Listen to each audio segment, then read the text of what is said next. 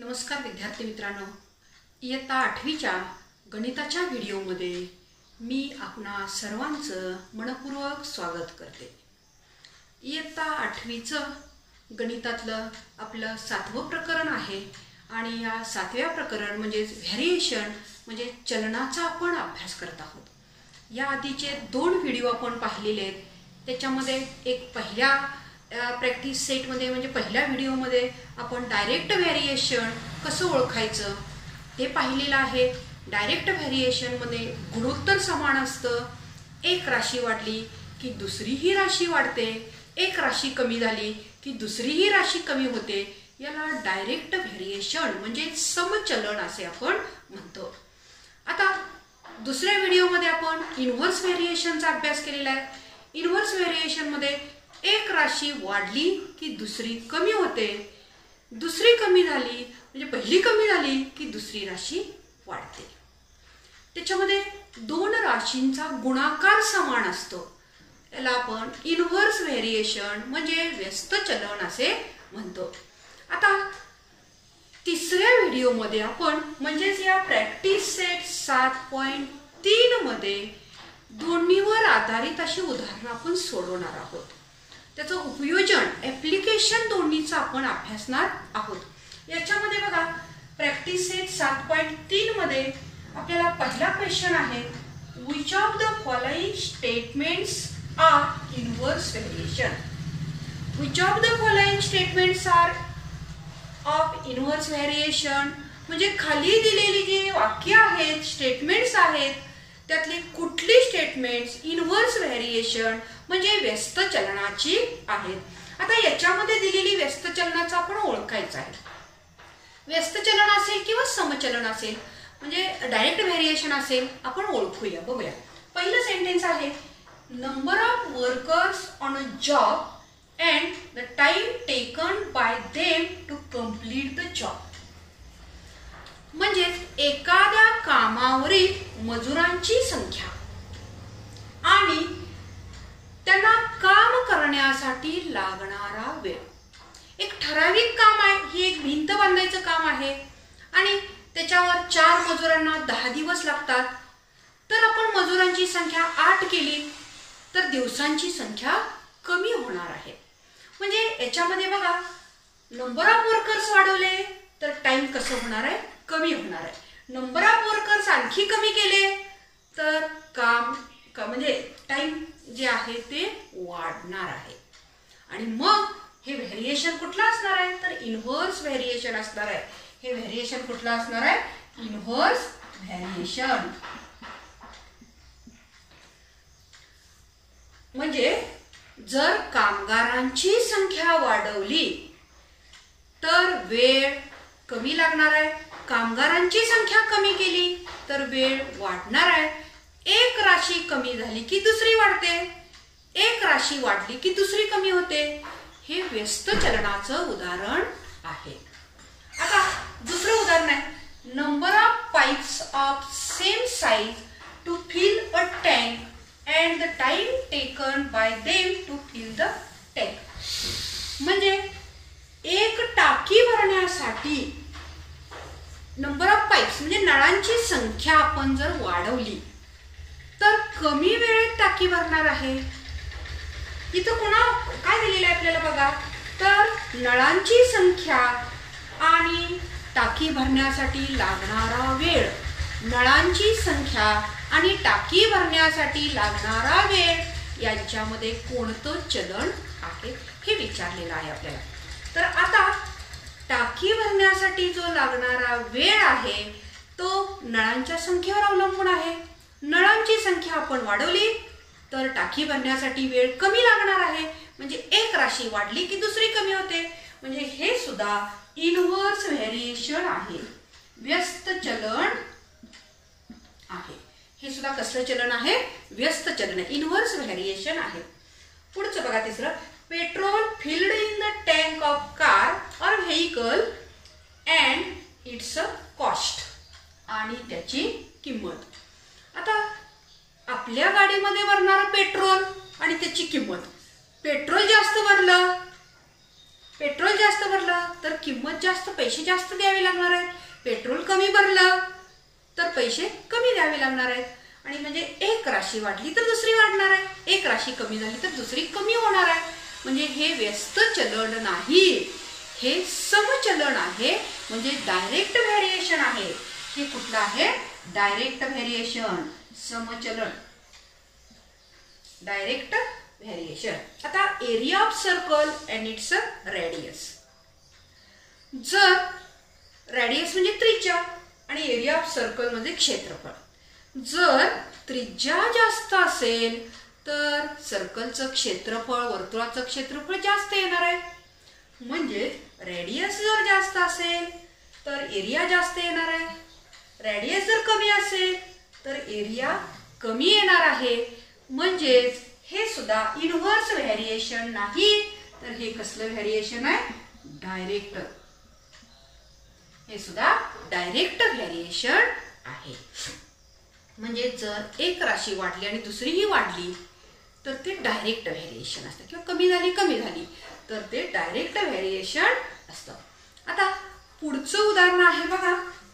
पुढच्या उदाहरणामध्ये आपल्याला चलन ओळखायचं आहे आणि चलन ओळखल्यानंतर ते कोणत्या प्रकारचं चलन आहे त्याच्यावरून आपण हे उदाहरण सोडवायचं आहे. उदाहरण काय आहे बघा. If 15 workers can build a wall in 48 hours. How many workers will be required to do the same works in 30 hours? If 15 workers can build a wall in 48 hours, 15 मजूर एक भिंत 48 तासात बांधतात. 15 मजूर एक भिंत 48 तासात बांधतात. How many workers will required to do the same works in 30 hours?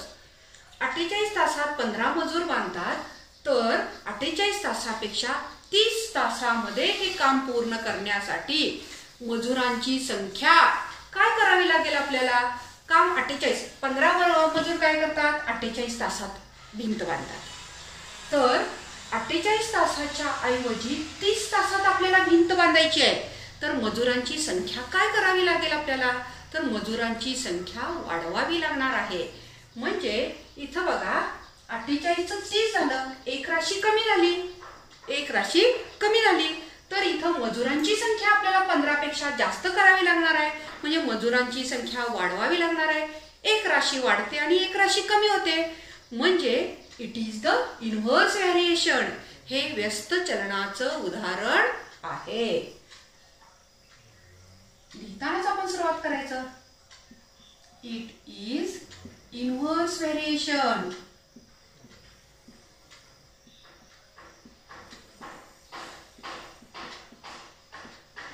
It is the inverse variation.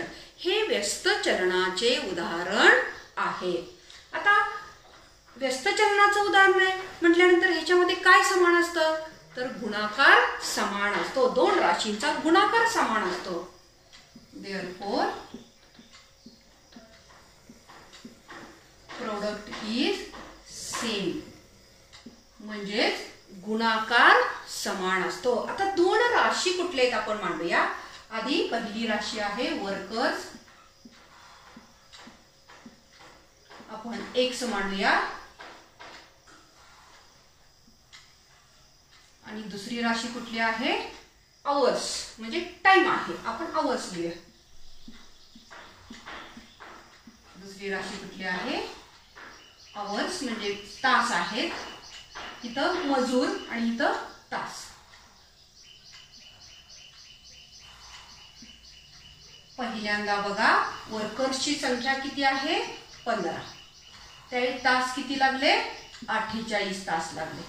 आणि दुसऱ्यांदा वर्कर्सची संख्या किती आहे बघा बरं. दुसऱ्यांदा वर्कर्सची संख्या किती आहे? x. म्हणजे नाही दिलेली ना, काढायची आपल्याला. किती workers, how many workers will be required, किती वर्कर्स लागतील हे आपल्याला काढायचं आहे. आता तास किती लागणार आहेत? लागलेले आहे 30 तास. 30 तासामध्ये हे काम पूर्ण होण्यासाठी लागणाऱ्या वर्कर्सची संख्या काढायची आपल्याला.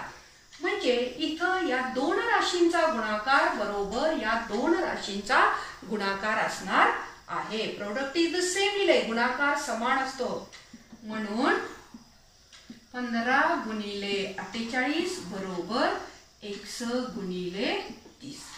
इथं वर्कर्स काढायचे म्हणून मी x तसंच लिहिलं. x वर्कर्सची संख्या बघा, इथं आपण फार तर असं लिहूया,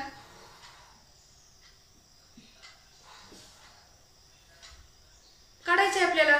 मग आपण काय करूया, तर इथं x मानूया आणि या दोघांचा गुणाकार बरोबर या दोघांचा गुणाकार म्हणून आता 31 हे गुणिले तिकडे भागिले होणार 15 गुणिले 48. बघा 15 गुणिले 48 बरोबर x गुणिले 30 आहे ते या बाजूला आणून आपण काय करूया, भागिले 30. भागिले 30. 15 एके 15, 15 दुनी 30, बे एके बे, बे दुनी 4, बे चौक 8 आणि म्हणून 24 एके 24 बरोबर x. म्हणून x बरोबर 24. म्हणून उत्तर लिहिलं पाहिजे आपल्याला की 30 तासात भिंत बांधण्यासाठी 24 मजूर लागतील. खाली उत्तर काय लिहिणार आपण, 24 तासात भिंत बांधण्यासाठी किती मजूर लागतील, 30 तासात भिंत बांधण्यासाठी 24 मजूर लागतील. आणि मग इथं लिहूया आपण 24. आन्सर लिहायचं 24 workers are required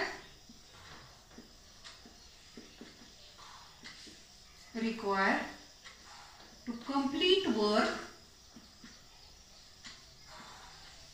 to complete wall, भिंत बांधायचं काम आहे ना, in 30 hours. अतिशय सोपं आहे. वाक्याचा अर्थ समजून घ्यायचं, त्यातलं व्हेरिएशन कुठलं आहे बघायचं, चलन कुठलं आहे, समचलन आहे की व्यस्त चलन आहे, इनव्हर्स व्हेरिएशन आहे की डायरेक्ट व्हेरिएशन आहे. इनव्हर्स व्हेरिएशन असेल तर गुणाकार समान म्हणजे product is the same. Direct variation असेल तर रेशो इज द सेम म्हणजे गुणोत्तर समान आहे असं लिहायचं. चौकट अशी आखायची, x आणि y दोन राशी लिहायच्या आणि सोपं. जर हे डायरेक्ट व्हेरिएशन असतं तर आपण असं लिहिलं असतं 15/48 बरोबर x/30 कारण त्याच्यामध्ये गुणोत्तर रेशो समान असतो. आता हे डायरेक्ट इनव्हर्स व्हेरिएशन असल्याने इथं गुणाकार समान असं आपण लिहिलेलं आहे. अशा प्रकारे दिलेलं उदाहरण जे आहे ते अर्थ समजून व्हेरिएशनचा टाइप ओळखून मग सोडवायचं. पुढचं उदाहरण आहे 120 बॅग्स. बघा 120 bags of half liter milk can be filled by a machine within 3 minutes. Find the time taken to fill such 1800 bags. 120 bags of half liter milk can be filled by the machine within 3 minutes. म्हणजे अर्ध्या लिटरच्या 120 पिशव्या दुधाच्या पिशव्या भरण्यासाठी 3 minute लागतात. 120 पिशव्या भरण्यासाठी 3 मिनिट लागतात. तर 1800 पिशव्या भरण्यासाठी किती वेळ लागेल. Find the time. किती वेळ काढायला सांगितलाय. 1800 पिशव्या भरण्यासाठी लागणारा वेळ काढा. सोपं उदाहरण आहे बघा. आता पहिल्यांदा मी सांगितलं की गणिताचा अर्थ समजून घ्यायचा.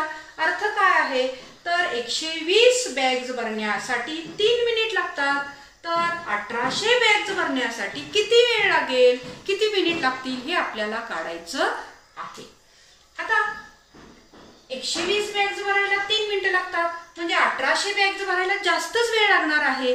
म्हणजे इथं पिशव्यांची संख्या वाढली की इथं मिनिटांची संख्या सुद्धा वाढणार आहे. आणि म्हणून हे समचलन आहे. हे समचलनाचे उदाहरण आहे. म्हणजे इट इज, इंग्रजीत कसं लिहिणार आपण, इट इज डायरेक्ट व्हेरिएशन.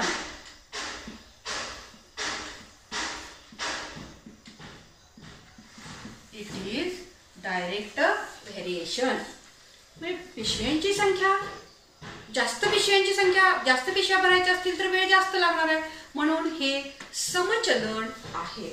आता it is the direct variation. आणि मग समचलनामध्ये काय समान असतं तर रेशो इज द सेम.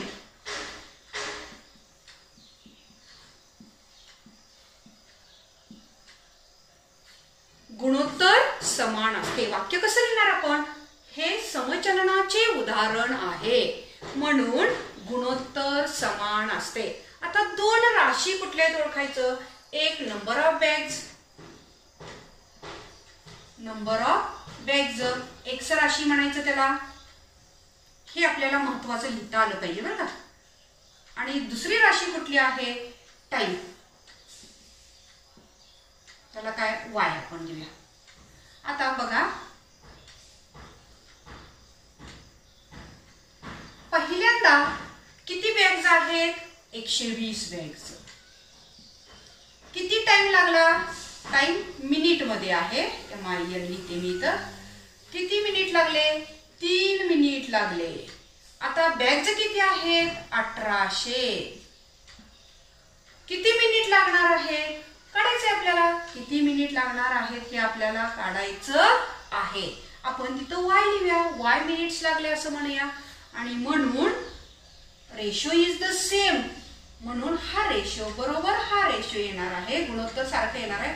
म्हणून बघा इथं लिहिते मी, म्हणून 120 भागिले 3 बरोबर 1800 भागिले वाय. 120 भागिले 3 बरोबर 1800 भागिले वाय. आता हे डायरेक्ट व्हेरिएशनचं आहे, समचलनाचं आहे, म्हणून गुणोत्तर सारखं दाखवलं. मगाशी या दोघांचा गुणाकार सारखा दाखवला व्यस्त चलनामध्ये. आता तिरका गुणाकार करूया आपण सोडवण्यासाठी. 120 गुणिले वाय बरोबर 1800 गुणिले 3. गुणाकार करत बसायचा नाही, डायरेक्ट आपण काय भाग तुटत असेल तर भाग तोडायचा. हे 120 गुणिले आहेत, इकडे जाऊन भागिले झाले, भागिले 120. शून्याला शून्य गेले. 3 एके 3, 3 चौक 12. भाग तुटत असेल तर तोडायचा. गुणाकार करून उदाहरणाचं कॅल्क्युलेशन कॉम्प्लिकेटेड करण्यापेक्षा आपण भाग तोडायचा. 4 एके 4, 4 चौक 16, 20 राहिले. 4 पंचे 20. वाय बरोबर 45. वाय बरोबर किती आलं? 45 आलेला आहे. म्हणजेच 1800 पिशव्या भरण्यासाठी 45 मिनिट लागतील. उत्तर कसं लिहिणार तुम्ही? 1800 पिशव्या भरण्यासाठी 45 मिनिट लागतील. आणि म्हणून आन्सर मी लिहिते 45 minutes will be required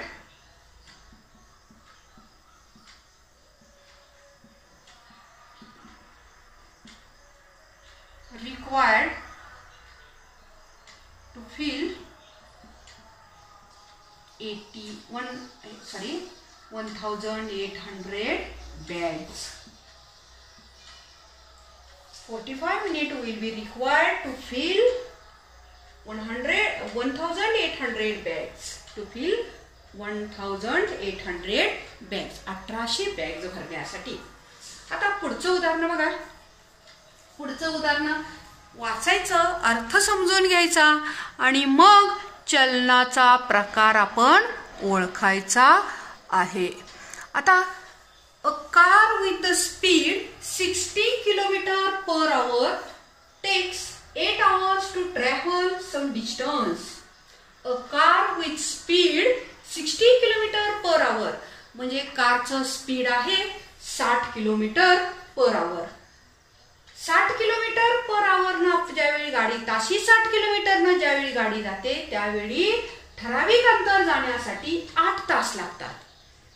What should we increase in the speed if the same distance to be covered in बघा 7.5 hours. 7.5 hours 7.5 तासामध्ये तेच अंतर जाण्यासाठी किती वेळ किती स्पीड वाढवावं लागेल. उदाहरणाचा अर्थ बघा. 60 किलोमीटर ताशी 60 किलोमीटर गेल्यानंतर 8 तास लागतात, परंतु तेच अंतर जर 7.5 तासात आपल्याला कव्हर करायचं असेल तर त्याचा स्पीड, त्या कारचा स्पीड किती वाढवावा लागेल. What should be increase in the speed, म्हणजे ते स्पीड आपल्याला किती वाढवावा लागेल. आता तास कमी म्हणजे लवकर पोहोचायचं असेल तर गाडीचा स्पीड वाढवावा लागणार आहे, आणि म्हणून हे व्यस्त चलनाचं उदाहरण आहे.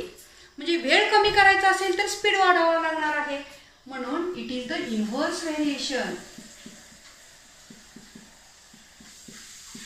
It is inverse variation. आणि इनव्हर्स व्हेरिएशन मध्ये काय समान असतं? गुणाकार, म्हणून गुणाकार समान आहे. देअरफॉर प्रोडक्ट इज कॉन्स्टंट किंवा सेम. प्रोडक्ट इथं सेम लिहिले, आपण सेम लिहिलं तरी काय हरकत नाही, म्हणजे बदलत नाही, सारखाच राहतं. आता दोन राशी आपण कोणत्या ते ओळखायची. पहिली स्पीड राशी आहे, आणि दुसरी स्पीडला x म्हणूया आपण, आणि दुसरी राशी आहे टाइम y.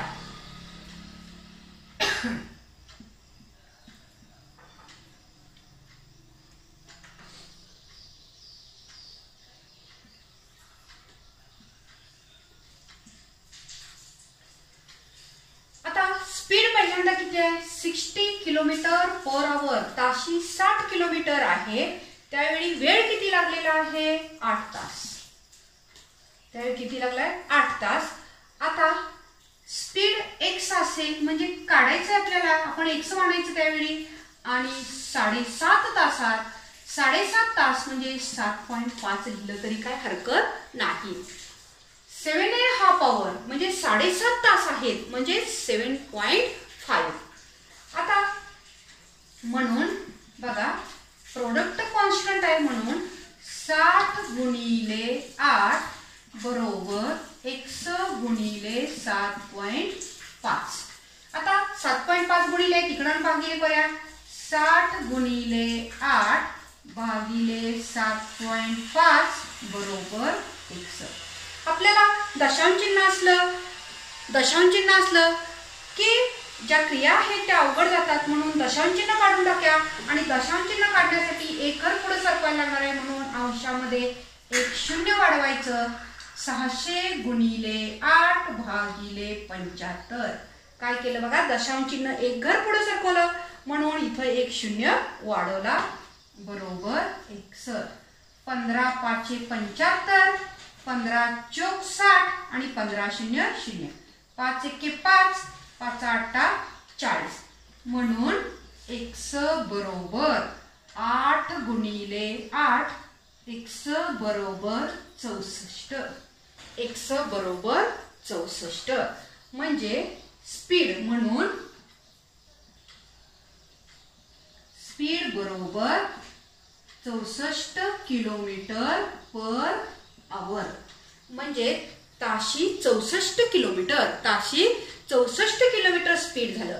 पण या उदाहरणामध्ये फसगत अशी होते बघा, उत्तर आपल्याला ज्यावेळी आपल्याला NMMS ला वगैरे किंवा स्कॉलरशिपच्या प्रश्नपत्रिकेत उदाहरण येतं त्यावेळी मुलं काय करतात, स्पीड 64 आलं की 64 पर्याय शोधतात आणि लिहितात. पण इथं प्रश्न आपल्याला काय विचारलाय, what should be increase in the speed.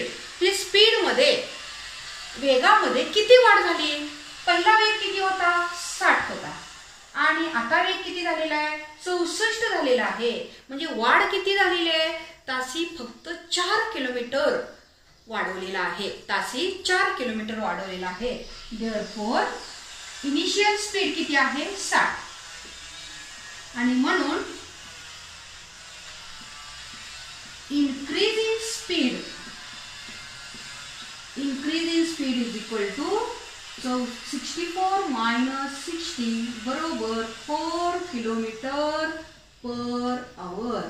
म्हणजे वेगातली वाढ, वेगामधील वाढ बरोबर 64 वजा 60 म्हणजे 4 किलोमीटर पर आवर. आपल्याला परीक्षेला याच प्रकारची उदाहरणंही जास्त विचारली जातात. कोणत्याही कॉम्पिटिटिव्ह एक्झाममध्ये ही उदाहरणंही असतातच.